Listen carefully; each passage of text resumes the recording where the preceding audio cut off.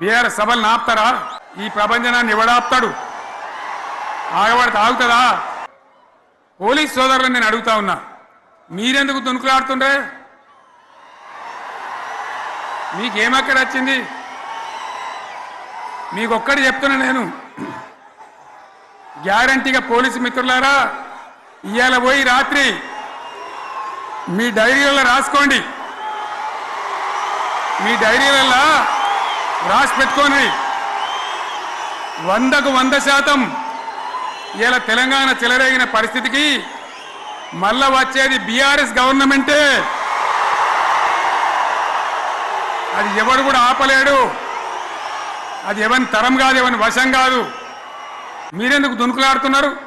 మీరెందుకు బలైతారు? రేపు మీకు రాజకీయాలు ఎందుకు? మీ డ్యూటీ మీరు చేయండి.